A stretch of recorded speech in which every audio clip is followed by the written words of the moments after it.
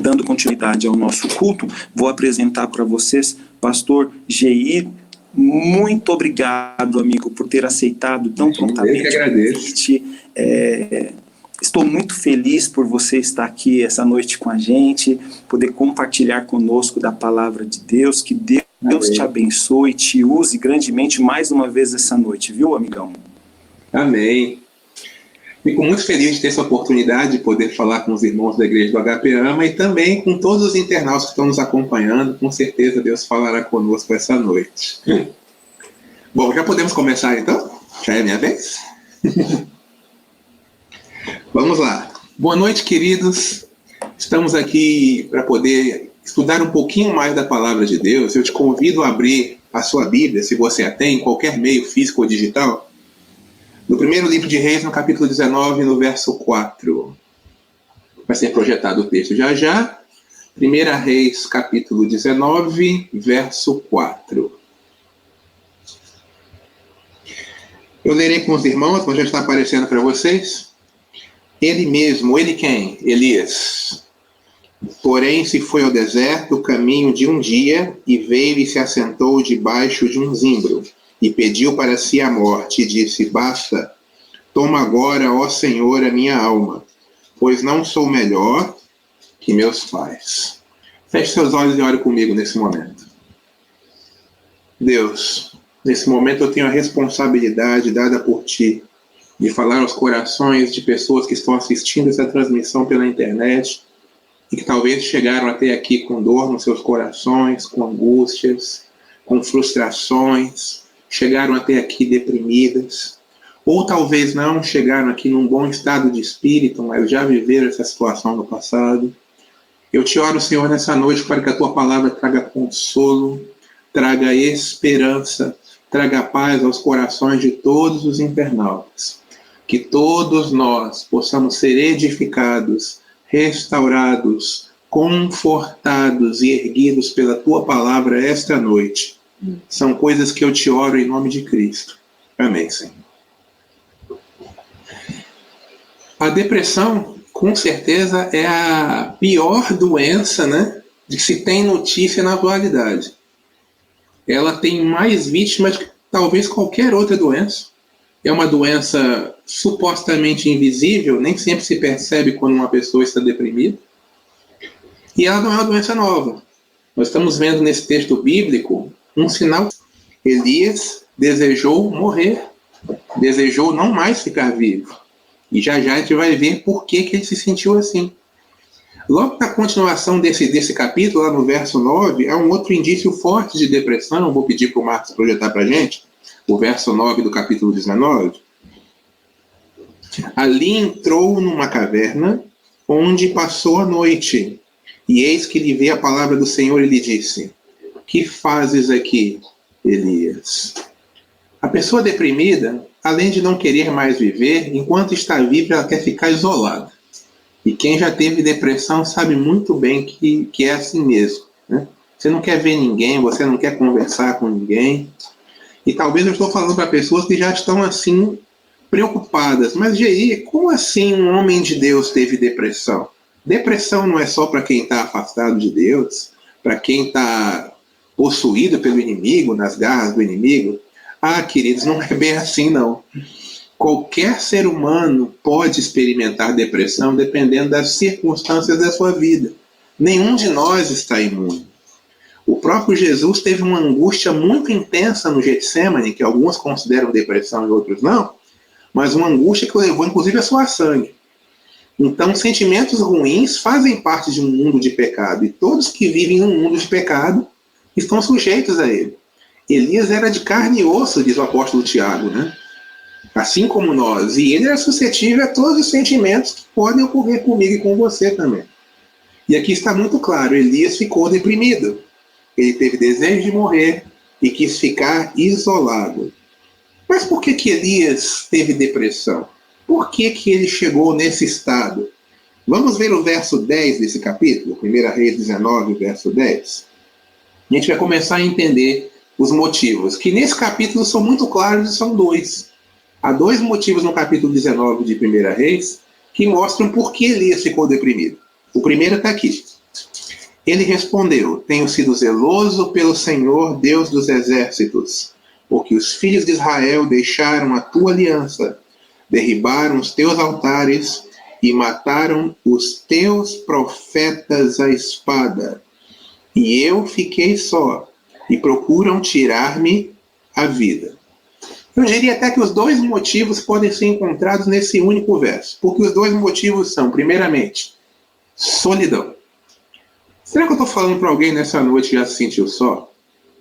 Será que eu estou falando para alguém nessa noite que se sente só agora? Elias se sentia só. E como é que eu sei disso? E eu fiquei só. E procuram tirar-me a vida. Mas Jair, ele entrou numa caverna, ele não queria ficar só. Ele queria ficar só porque ele estava desgostoso, mas no fundo, ele gostaria de uma boa companhia. Tanto é que Deus iniciou um diálogo com ele ali na caverna, na continuação desse capítulo. Né? Não é o tema desse sermão, o diálogo de Deus com Elias, completamente, apenas uma parte. Mas se você ler o capítulo inteiro, você vê que Deus começa a conversar com Elias. Deus começa a fazer companhia com Elias. Porque Elias precisava de uma boa companhia. Apesar de ele querer ficar na caverna isolado, no fundo, ele sabia que ele precisava de alguém. Toda pessoa deprimida precisa de alguém. Precisa de calor humano, de carinho, de compreensão, de afeto. Mesmo que ela diga que quer ficar sozinha, mas no fundo não é disso que ela precisa.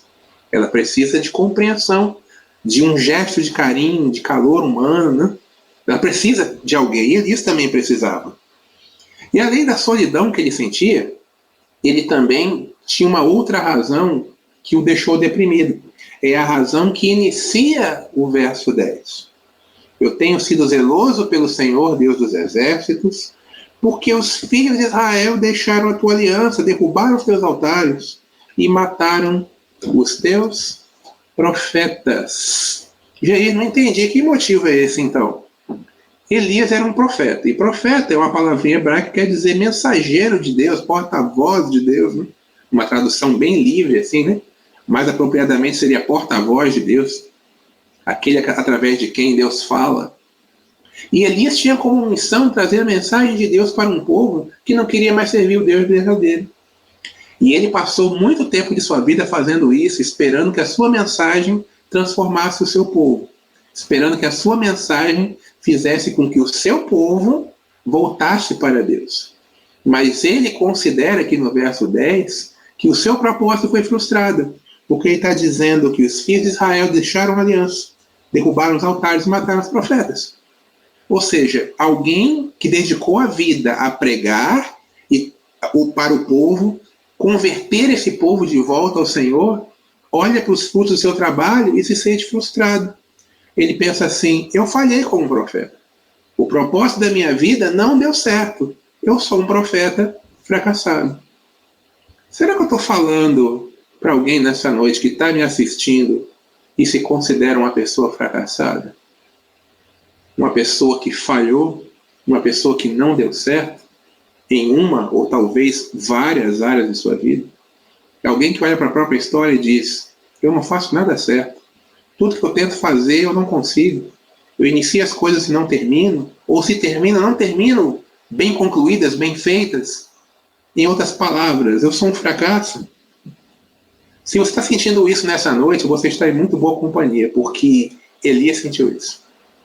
Elias, homem de Deus, profeta de Deus, sentiu isso. E como poderemos considerar, na verdade, ele estava equivocado acerca do seu êxito. E já já a gente vai ver Deus confirmando isso. Ele estava equivocado acerca do seu êxito. Ele não era uma pessoa fracassada, mas ele se sentia assim.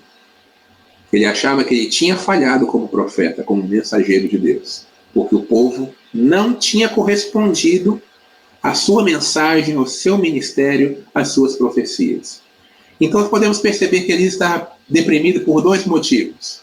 Pela solidão, porque ele era o único que servia a Deus, pelo menos assim ele pensava. E segundo, porque o seu propósito estava frustrado. Ele não tinha mais um propósito para a sua vida.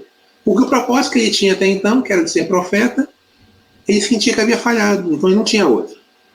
Imagine uma pessoa que está sozinha, ninguém quer ficar perto dela, e uma pessoa que acha que não tem mais o que fazer na Terra, que o seu propósito falhou. Geralmente as pessoas que estão deprimidas, tem pelo menos um ou ambos desses motivos. Quando não tem alguns outros, né? As circunstâncias difíceis na vida que as pessoas passam, né? Que também geram mágoas e outras frustrações. Mas esses são dois motivos básicos da depressão que existiram na vida de Elias e talvez existam na vida de algum internauta que está assistindo esse culto essa noite. Se é o seu caso, meu amado e minha amada, eu oro ao Senhor que nessa noite você entenda como você vai sair disso. Porque existe saída. E eu descobri isso estudando 1 Reis 19. Quais foram as soluções para a depressão de Elias? Existe solução para a depressão? Claro, existem os casos clínicos mais complicados que demandam tratamento, né, psicológico, psiquiátrico, etc. Né? Mas se a sua depressão não é grave, né, não requer cuidados muito específicos, as ações de Deus na vida de Elias, por si só, já resolverão o meu e o seu problema. E nós vamos conhecer as ações de Deus para acabar com a depressão de Elias, que podem ser úteis para acabar com a nossa também, se nós a temos. Veja o verso 15 de 1 Reis 19. A primeira solução de Deus para acabar com a depressão de Elias. Verso 15. Disse-lhe o Senhor: volta ao teu caminho para o deserto de Damasco, e em chegando lá, unge a Azael, rei sobre a Síria. E daí para frente, se eu lesse até o 17, nós veríamos que Deus deu uma lista de tarefas para Elias. E aí eu não entendi, como assim Deus vai acabar com a depressão dando um monte de tarefa para Elias? Lembra que um dos fatores que causou a depressão de Elias foi a falta de propósito para a vida? Deus deu um propósito para ele. Deus deu para ele a atividade, deu algo para ele fazer. E começou dizendo: volta o teu caminho para o deserto de Damasco, e em chegando lá, unge Azael, rei sobre a Síria. No primeiro verso que nós lemos, que foi o verso 4, a primeira palavra que Elias fala, né, nesse verso é basta. Lembra? Ele se escondeu debaixo de um zimbro e disse: basta. Em outras palavras, Senhor, chega. Não quero mais nada, acabou, chega. E aí vem Deus no verso 15 e diz para ele: Elias, não basta. Elias, ainda não chega. Eu tenho mais algo para você fazer. Será que eu estou falando para alguém que pensou que a sua vida não tinha mais utilidade? Não tinha mais propósito? Pois é, eu trago novidades de Deus para você. A sua vida tem utilidade. A sua vida tem propósito. Deus tem mais algo para você fazer. O que Deus tem para mim, Jair? Nesse texto não está claro, né? Deus não vai mandar que eu unja o rei da Síria, claro que não. Essa era a missão de Elias. Mas Deus tem para você algumas coisas. Vamos dar um pulinho lá em Gênesis capítulo 12. Gênesis capítulo 12. Quero que você me siga até lá. Gênesis capítulo 12, verso 2. Esse verso é muito conhecido e muito interessante. Quem já é batizado na igreja ou frequenta a igreja já conhece. Gênesis capítulo 12, verso 2. Pedi para o Marcos colocar para a gente na tela. De ti farei uma grande nação, e te abençoarei, e te engrandecerei o nome. Sê tu uma bênção, né? Uma linguagem mais coloquial nossa, né? Mais moderna. Seja uma bênção. O propósito que Deus tem para a sua vida é que você seja uma bênção para outras pessoas. Se você for uma bênção para outras pessoas, com certeza você não será mais uma pessoa deprimida. Porque você vai enxergar na sua vida uma alegria, uma realização que você nunca encontrou antes. Abraão nunca mais foi o mesmo depois que Deus apareceu para ele e deu esse propósito para a vida dele. Se você estudar a história de Abraão, que nós sabemos que não foi uma pessoa perfeita, mentiu, não cumpriu o trato com Deus esperando que Isaac nascesse, teve um filho com a serva, etc, etc. Mas mesmo assim nós vemos Abraão submisso ao querer de Deus, à vontade de Deus, aos caminhos de Deus, e desejando sinceramente ser uma bênção, e ele foi. Tanto ele como a sua descendência, que veio a ser o povo de Israel literal, e mais tarde, pela fé, eu e você também fazemos parte da descendência de Abraão, porque somos o Israel espiritual. Então temos aqui Deus renovando o propósito da vida de Elias, Deus dando um outro propósito para ele. Assim, da mesma forma, Deus quer dar um propósito para você, meu amado, para você, minha amada. Se você acha que seu propósito não existe mais, que você é uma pessoa frustrada, uma pessoa que não deu certo, pense outra vez, reveja esse conceito. Deus quer dar para você um outro propósito, e um propósito grande. Deus quer que você seja bênção para outras pessoas. Já imaginou isso?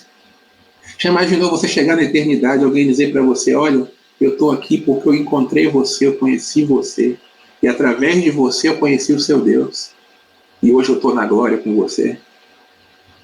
Já imaginou quantas pessoas Abraão vai encontrar na glória, que vão estar lá por causa do que ele e a sua semente fizeram, ele e a sua descendência fizeram, por causa do testemunho deles na palavra?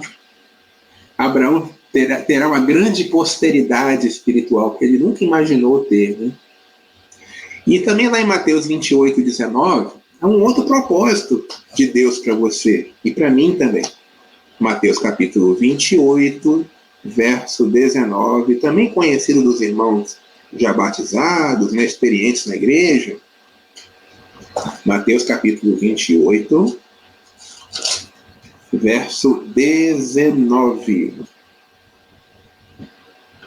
Ide, portanto, fazei discípulos de todas as nações, batizando-os em nome do Pai, do Filho e do Espírito Santo. Eu vou focar na primeira parte do verso, que é fazei discípulos. Por que o meu foco é esse? Porque hoje em dia, né, muitas pessoas erroneamente acham que a essência da grande comissão é o batismo, mas na verdade a essência da grande comissão é o discipulado. Discípulo é o seguidor. E nós somos chamados a levar outras pessoas a seguirem Cristo. Nós devemos ser discípulos de Cristo e também levarem outros a seguir o nosso exemplo, seguindo a Cristo também. Então a grande comissão essencialmente é essa. Haverá batismo no decorrer do processo? Possivelmente sim. Mas o propósito da nossa vida aqui em Mateus 28 é fazer discípulos, é mostrar para as pessoas, eu estou seguindo a Jesus, eu estou indo para o céu, você quer ir comigo? E isso tem tudo a ver com a missão dada a Abraão. Ser tu uma bênção. Tem coisa mais abençoadora do que você dizer onde existe salvação? Um certo teólogo disse que pregar o evangelho é um mendigo dizendo ao outro onde encontrar comida. É uma expressão muito interessante, né? No sentido de que somos pecadores, todos nós somos mendigos espirituais, todos nós somos carentes da graça de Deus, de transformação por parte dele. Mas quem encontra Cristo deve se permitir que ele faça de si uma bênção, levando outras pessoas a encontrá-lo também. Uma vez eu estava conversando na cidade de Arthur Nogueira, na sala de espera de um consultório médico, com um homem que dizia assim, eu não concordo com os religiosos, porque eles ficam fazendo essa propaganda de que as pessoas têm que ir para a igreja, têm que ler a Bíblia. Isso é cada um tinha que guardar para si. E aí, ouvindo a argumentação daquele senhor, eu disse, perdão, senhor, desculpe lhe perguntar, você é casado? Ele disse, sou. Sua esposa cozinha? Sim. Ela gosta de compartilhar receitas com as amigas? E ele me disse, sim, ela gosta muito. Ela manda receita pelo WhatsApp para as amigas, tira foto de receita e posta. Eu falei, pois é. Os cristãos, os religiosos, descobriram a receita da vida eterna. E a gente não pode guardar para a gente. A gente tem que mostrar para outros. A gente vai divulgar mesmo. Na TV, no WhatsApp, no Facebook, no YouTube, onde for. Porque é bom demais para guardar para a gente. A gente quer que outras pessoas também conheçam. E fazendo isso, nós teremos um propósito renovado para a nossa vida. E teremos um propósito abençoador. Gente, não tem maior recompensa na vida de um crente em Cristo, agora eu me dirijo especificamente àqueles que já o são, do que levar outras pessoas aos pés de Cristo. Eu tive essa experiência algumas vezes na vida, não tantas como eu gostaria, mas Deus já me concedeu algumas, e eu louvo a Deus porque é uma emoção que não dá para descrever. Isso eu estou falando para um internauta que ainda não é cristão professo, ainda não segue a Deus de maneira comprometida, né? Eu te convido a experimentar esse Deus que propõe que cada ser humano seja uma bênção. Porque realmente não tem coisa melhor. Se você se sente deprimido, por exemplo, esse propósito para a sua vida será revolucionário, será transformador. Você vai sentir uma alegria que as coisas do mundo não vão te dar. Você vai sentir uma alegria que o mundo não vai te conceder. Porque é uma coisa que vem de Deus, que vem do céu, né? É incomparável. E claro, voltando lá em 1 Reis 19, eu falei que Elias tinha 2 problemas que causavam depressão. Solidão e falta de propósito para a vida, certo? Você viu aqui Deus restaurando o propósito da vida dele, Deus renovando o propósito da vida dele, Deus dando para ele um novo propósito. Mas e a solidão? Será que Deus resolveu? Vamos continuar lendo ali o verso 18. 1 Reis 19, verso 18. E a gente vai descobrir se ele estava mesmo sozinho, o que Deus fez com relação à solidão dele. 1 Reis 19, 18. Já está aí na sua tela. Também conservei em Israel quantos? 7.000. Todos os joelhos que não se dobraram a Baal e toda a boca que não o beijou. Elias disse no verso 10, eu fiquei só. E Deus disse para ele, não, Elias, você tem 7.000 pessoas que eu conservei para fazer companhia para você. Gente, eu me arrepiei tudo agora lendo esse texto. Você percebe como às vezes a nossa concepção de solidão é equivocada? Mas aí você não entende o meu drama. O meu sofrimento ninguém pode compreender. Eu estou sozinho nisso que eu estou vivendo. Não, você não está. E a Bíblia diz que você não está. Não somente nesse texto, mas em outros que eu vou ler para você. Elias achava que estava sozinho. Mas na verdade Deus tinha 7.000 pessoas que estavam na mesma situação dele, perseverando em seguir o Deus verdadeiro. E mais, 7.000 pessoas que ele influenciou. Você se lembra que ele se considerava um profeta frustrado? Pois é, Deus mostrou para ele nesse verso 7.000 exemplos de pessoas que a vida dele influenciou. Deixa eu perguntar uma coisa, querido internauta, especialmente se você é membro de uma igreja. Quantas pessoas a sua vida já influenciou? E se influenciou por bem? A vida de Elias influenciou pelo menos 7.000 pessoas, influenciou por bem. Influenciou para a salvação, influenciou para a vida eterna. Num tempo em que era totalmente impopular servir ao Deus verdadeiro, em que os ídolos eram os deuses da época, entre aspas, 7.000 pessoas tiveram coragem de dizer, não, eu quero servir o Deus verdadeiro, eu quero servir Yahvé, eu quero servir Jeová, eu quero servir o Deus Todo-Poderoso. E, gente, é muito fácil ser cristão quando está tudo bem. Mas quando vem a perseguição, é difícil ser cristão. E essas pessoas foram cristãs, foram servas, foram discípulas no meio de perseguição, no meio da adversidade. E eram 7.000. Elias não estava sozinho. Mas, Jair, eu estou sozinho. Deus não me revelou nada ao contrário, não é mesmo? Abra sua Bíblia em Isaías 41:10.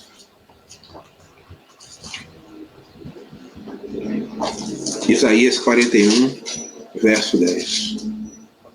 Olha que verso poderoso. Isaías 41, verso 10. Não temas, porque eu sou contigo. Não te assombres, porque eu sou o teu Deus. Eu te fortaleço, eu te ajudo, eu te sustento com a minha destra fiel. Você acha que isso são palavras de um Deus que vai deixar você sozinho? E talvez eu estou falando para pessoas que estão me ouvindo, me assistindo nessa transmissão e estão com medo no coração. Medo do futuro, medo do presente, medo do passado, que sim, ele existe. Às vezes o nosso passado não tão interessante, né? Que nós não queremos que as pessoas descubram, pode nos revisitar no presente. Há pessoas sim que têm medo do passado também. Seja qual for o seu medo, do passado, do presente e do futuro, Deus está dizendo para você, não temas.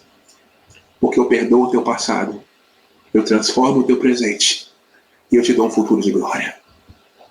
E esse Deus está dizendo para você, eu te esforço, eu te sustento, eu te ajudo, eu te fortaleço. Quando ele diz, eu sou contigo, me chama muita atenção essa colocação verbal. Deus não disse, eu estou contigo. Ele disse, eu sou contigo. E é muito diferente uma coisa da outra. Deus está dizendo que ele constantemente está conosco.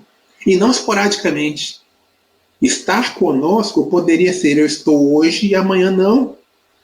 Mas Deus disse, eu sou contigo. E ser é algo permanente.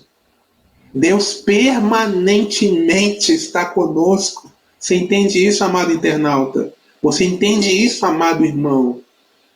Deus permanentemente está conosco. Não podemos dizer como Elias: estou sozinho, não tem ninguém comigo. Há alguém com você. O Deus de Israel está com você. O Deus de Israel está conosco. Há um outro texto também que demonstra isso de maneira muito marcante. Está lá em Mateus 28, verso 20. Eu te convido a voltar lá. Mateus 28, verso 20. Já está aparecendo para você. E é interessante que esse verso vem logo depois da missão que Deus deu. Olha que interessante como os dois propósitos, né, das ações de Deus aí com Elias aparecem também espelhados em Mateus. Elias se sentia sozinho e frustrado. Deus renovou o propósito da vida dele e fez cessar a solidão dele. E os mesmos dois elementos aparecem em Mateus 28. Nós já vimos que Deus dá um propósito para os seres humanos através da grande comissão, assim como Deus deu para Abraão lá em Gênesis 12. E logo depois nós vemos ensinando-os quem? Os discípulos que você iria fazer lá no verso 19. Ensinando-os a guardar todas as coisas que vos tenho ordenado. E eis que estou convosco todos os dias, até a consumação do século. E depois da consumação do século, Deus não vai estar mais? Claro que vai estar, porque se você crer nele, você irá para a glória e viverá para sempre com ele. E é o que eu quero que aconteça comigo e com você. Em outras palavras, Deus está dizendo: eu estou com você todos os dias, e se você quiser, estarei por toda a eternidade. Você não está sozinho hoje. E se você quiser, você não estará sozinho para todo o sempre. Aleluia. Deus faz cessar a solidão e Deus renova o propósito da sua vida. Você precisa não mais se sentir sozinho. Então você vê o lugar certo, a presença de Deus. Porque na presença de Deus ninguém está sozinho. Você se sente frustrado? Você acha que a sua vida não tem mais sentido? Pense outra vez. Deus tem propósitos gloriosos para você. Deus tem propósitos maravilhosos para você. A sua vida pode ser transformadora e deixar um legado nesse mundo que você nem é capaz de imaginar. Elias se sentia sozinho, mas tinha influenciado no mínimo 7.000 pessoas. E através dessa palavra que está escrita na Bíblia, ele está influenciando a minha vida e a sua. Ele está influenciando pessoas que ele jamais vai conhecer antes da eternidade. E eu gostaria, confesso, de encontrar com Elias lá na glória, se Deus me permitir entrar lá. Eu queria dar um abraço muito apertado no Elias, até porque lá ele vai poder ser abraçado, não vai ter mais pandemia, não vai ter mais Covid. E conversar longamente com ele sobre esse capítulo de 1 Reis 19. Entender, ouvindo dele, como ele se sentiu antes de Deus falar com ele. E depois de Deus falar com ele. Se você continuar lendo o restante do capítulo 19, os capítulos subsequentes, você vai ver um Elias que fez grandes coisas. E um Elias que, enfim, foi levado à presença de Deus de maneira definitiva, porque Deus o trasladou numa carruagem de fogo. E aí, Elias não estava mais sozinho, porque estava na glória com o Senhor e os santos anjos. E o seu propósito, que ele considerava frustrado, estava terminado. Entre as ordens que Deus deixou para Elias, no capítulo 19, está também o fato de que ele ungiria um sucessor. Ele ungiu Eliseu, e ao ascender ao céu numa carruagem de fogo, deixou sua capa cair, Eliseu a tomou, e aí começa uma outra belíssima história, que é tema para um outro sermão, de Eliseu fazendo maravilhas no poder de Deus, porque ele clamou: Senhor, eu quero ter uma porção dobrada do poder de Elias. E aí você vê Elias deixando um legado, influenciando alguém que por sua vez influenciou e fez maravilhas no poder de Deus. Ou seja, quando Deus renova o propósito da nossa vida, Deus faz coisa grande. Deus acaba com a solidão e Deus te dá um propósito nobre para a sua vida. Um propósito pelo qual vale a pena ficar vivo. Eu quero terminar essa mensagem com um testemunho de uma jovem que eu conheci em Campinas. Eu não me recordo o nome dela agora, mas não é importante que eu lembre o nome dela, mas sim a sua história. Eu tive a oportunidade de fazer um estágio com pequenos grupos enquanto eu era estudante de teologia. E um desses pequenos grupos que a gente ajudou a manter ali, recebeu uma visitante, uma interessada, uma pessoa que não conhecia a palavra, não conhecia o evangelho, e essa pessoa já tinha tentado se matar várias vezes. Mas quando ela entendeu a beleza do evangelho e da salvação, ela disse para a anfitriã, a dona da casa onde era realizado esse pequeno grupo, essa reunião: olha, agora eu tenho um propósito para a vida. Agora eu entendi que vale a pena ficar vivo, eu não quero mais me matar, porque eu encontrei Jesus. Eu tive a oportunidade de ouvir essa história dos lábios dela mesma, dessa jovem. E os meus olhos se encheram de lágrimas. Não porque eu não soubesse que Jesus pode fazer isso, mas é porque é sempre maravilhoso ver Jesus fazendo isso. Jesus quer fazer isso com você também, meu amado. Se você não tem mais propósito para a vida, se você se sente frustrado, Deus quer revolucionar a sua vida e acabar com a sua depressão. Você deseja isso?